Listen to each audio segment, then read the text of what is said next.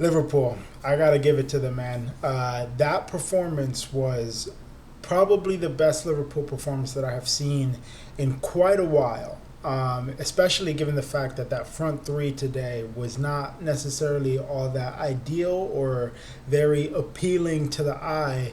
Liverpool ended up doing City and Aston Villa like a huge solid, but after City's result yesterday, it feels like it kind of was for nothing. And I'll get to City in a bit, but yeah, look, Liverpool held Arsenal to a 0-0 draw today at the Emirates Stadium. Liverpool are also the only team in the league this season to hold Arsenal scoreless, basically, and they've done it twice now, home and away. So big up to Liverpool on that one. I think, like I said, that performance today was definitely a very solid performance, in my opinion. It was, a game of two halves for sure. In the first half, Arsenal definitely controlled the game a lot better. They had loads of chances. They were playing in Liverpool's defensive half of the field way more than Liverpool were able to get into their attacking half of the field. But as soon as the second half started, it was completely different. Liverpool came out on top for sure in that second half. Definitely spent most of the time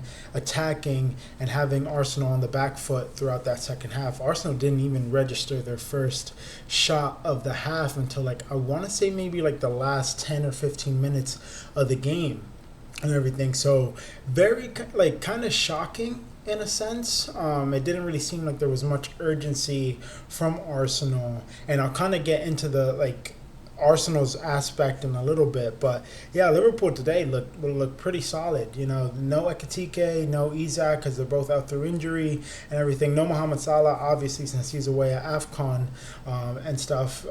Liverpool actually didn't even make their first sub till very, very late in the game. I want to say maybe until right before stoppage time started, because Conor Bradley had to come off injured. So Liverpool brought on Gomez into the match to cover for him and everything. So yeah, look, Liverpool very solid, good performance for them in my opinion. They're now up to fourth place in the table, but honestly they're 8 points behind third spot, which is occupied by Aston Villa, who are also leveled on points with City. So I don't necessarily think that you could count you can't count Liverpool in the title race at all. To make up 8 points to even break into top three is a big ask, considering how their season has gone up to this point and everything. But they're definitely turning it around for sure, and they can definitely make a huge claim for a top four finish should things go their way and everything. Arsenal, though, with that result, I feel like, from what I'm seeing of the reactions online and everything, it seems like Arsenal fans and I guess the media are making it seem like it was a poor performance from Arsenal, and that they kind of lacked urgency. And yes, I used that term earlier and everything, but lacked urgency in that they should have done better this match. But because if they had won this match, then they would have gone 8 points clear of City and Villa in first place and everything. But look, I'm going to be honest with you. What is it? They're 6 points clear instead of 8. That's still a really good cushion, right? I don't necessarily think that there's much to worry about for Arsenal supporters given this result. I think that this was still a very positive result. In this match week alone, Arsenal 100% come out as the winners, because City lost, Aston Villa drew, Chelsea lost.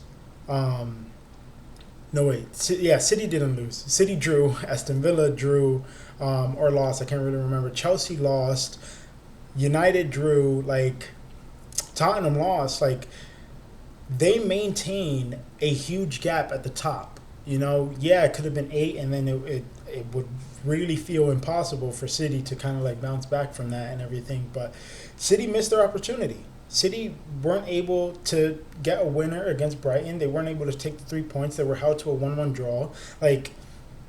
I feel like this week couldn't have gone any better for Arsenal, considering the fact that Arsenal had to play a Liverpool side that has come back into form and they are looking a lot stronger than they have for the majority of the season so far. I think this was a really good outcome.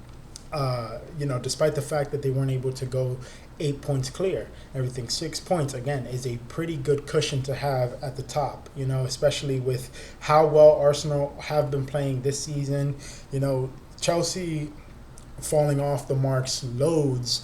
Aston Villa kind of falling off of it as well since they've lost to Arsenal during the festive period and everything. City also haven't been doing all that great. That's 3 matches in a row now that City have drawn consecutively. Drawing to Sunderland, drawing to Chelsea, and now drawing to Brighton. And those matches, City should have won 100% in order to kind of pounce on the opportunity, on the fact that Arsenal had to play a tough Liverpool side. And if anyone was going to make Arsenal drop points, it was going to be Liverpool. So City didn't really capitalize on that. So I feel like Arsenal could walk away from this match week as a whole as the overall winners. You know what I mean? I don't think that any Arsenal fan should necessarily be upset or disgruntled at the fact that Arsenal were held to a 0-0 draw at home to Liverpool. Because, again, 6 points is a very comfortable lead to have at the top and everything. So, yeah, I don't think it was all that bad. Saka looked good.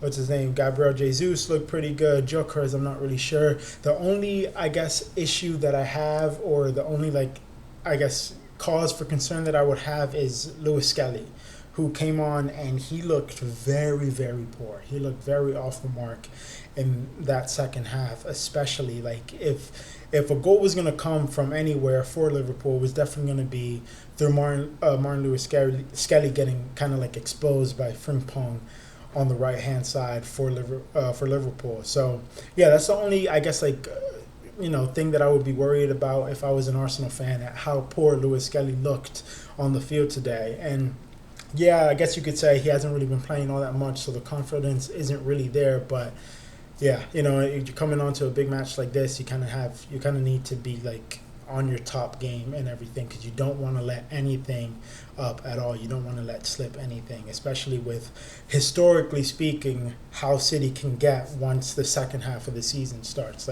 City, historically, with Pep, have, around this time tend to go on a huge run of fixtures where they're just unbeaten and win consecutively, in order to catch up and make ground to in the title race and everything. So, yeah, look, Arsenal, I don't think you guys have anything to worry about, to be honest. I think this was still a good result and everything.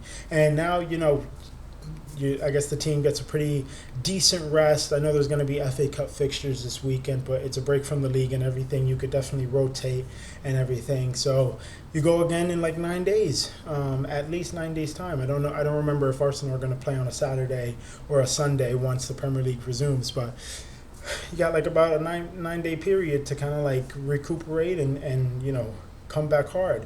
Now, I want to touch on City now, because City, very, very disappointing in the past 10 days and everything, with their run of 3 fixtures. Like I said, 3 consecutive draws, which should have been wins. I could give some leeway against Sunderland, because that's a really tough place to go to. Sunderland have been doing absolutely amazing this season. You can't take anything away from Sunderland at all. That was always going to be a very tough match.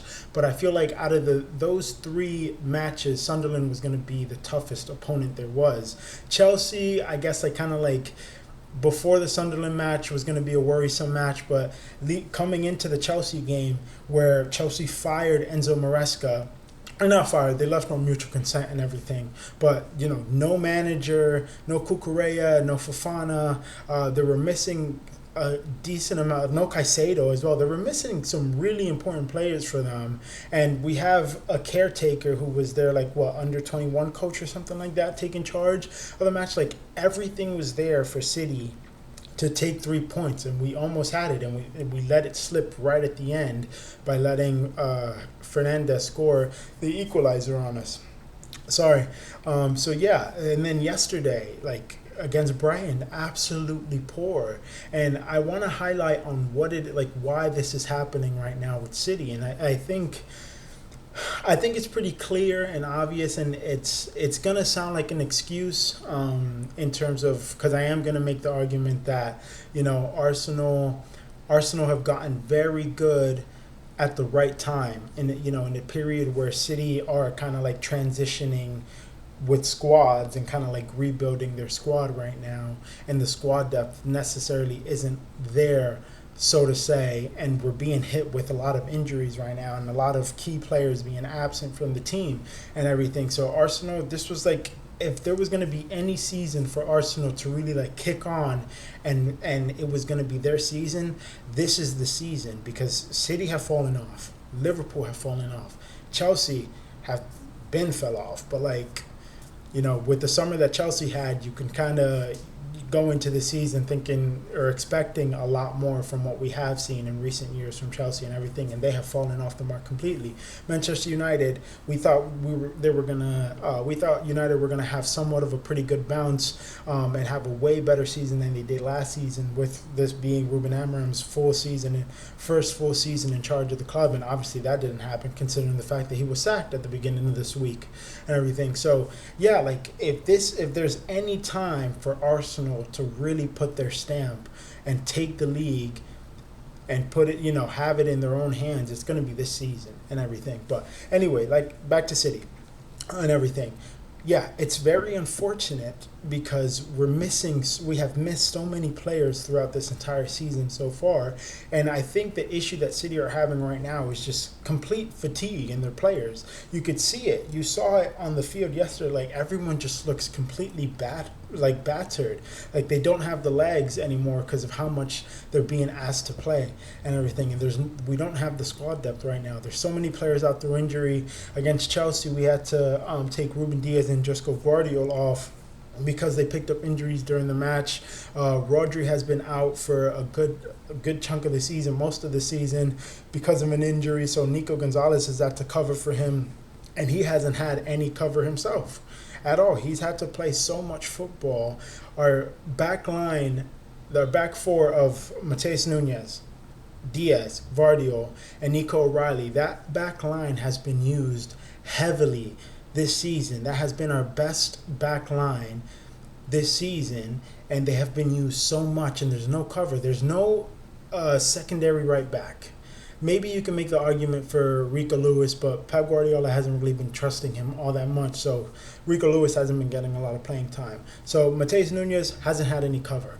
Ruben Diaz and Josko Gvardiol, best center-back pairing, hasn't really had much cover at all. John Stones has been out through injury a lot this season. Pep Guardiola hasn't really put that much trust in Ake for some reason, even though I think that Ake is an amazing center-back, and he definitely has my full support and everything. Kusanov, is very on the young side, doesn't have all that much experience, and he as well has also been out through injury this season a good chunk of the time. Nico O'Reilly has had to fill in for Ryan Aït-Nouri, who has been out most of the season with injury, and now he's away at AFCON. So Nico O'Reilly hasn't had any cover either. We don't have a left back in place to give Nico O'Reilly some rotation and everything.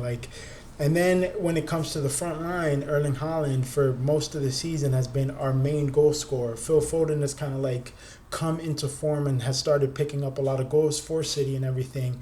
And in my opinion, Foden and Erling Haaland are probably the two best players on the team this season.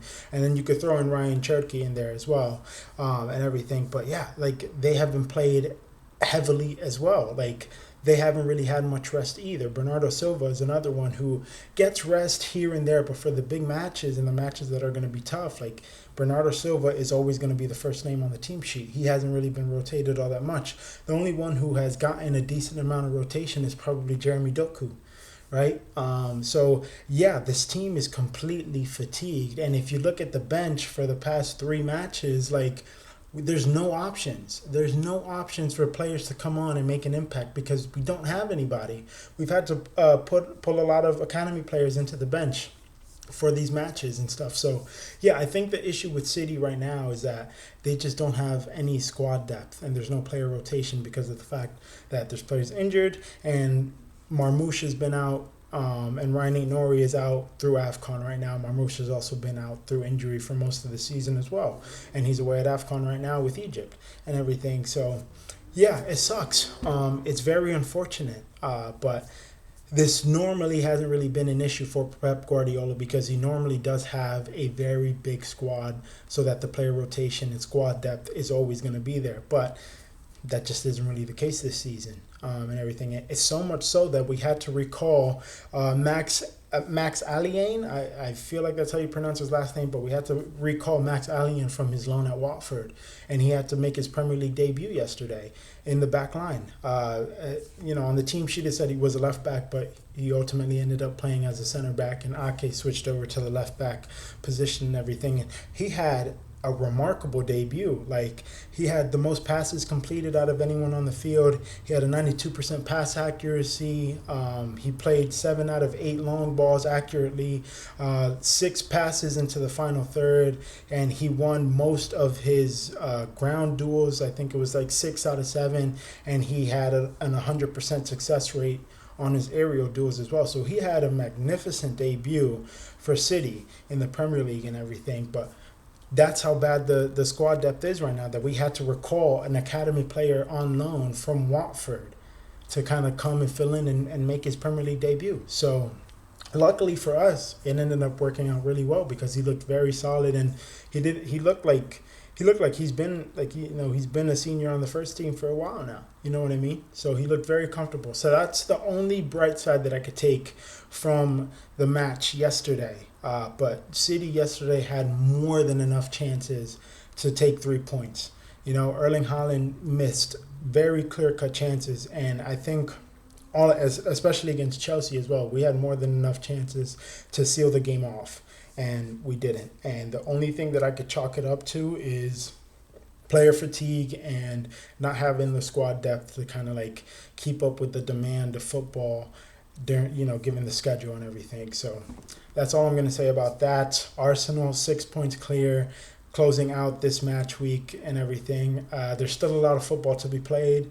I don't think that Arsenal have anything to worry about in terms of drawing against Liverpool. Chelsea, off the marks 100%. City, we have a lot of work to do. Semenyo cannot come soon enough on the squad. He's going to alleviate a lot of pressure that is put on the players that have to consistently play and everything. And in terms of, the back line, I do think with Gvardiol and Ruben Diaz being out, because they're going to be out for a really long time. Gvardiol is going to be out for a few months, and I think Ruben Diaz is going to be out for 6 weeks.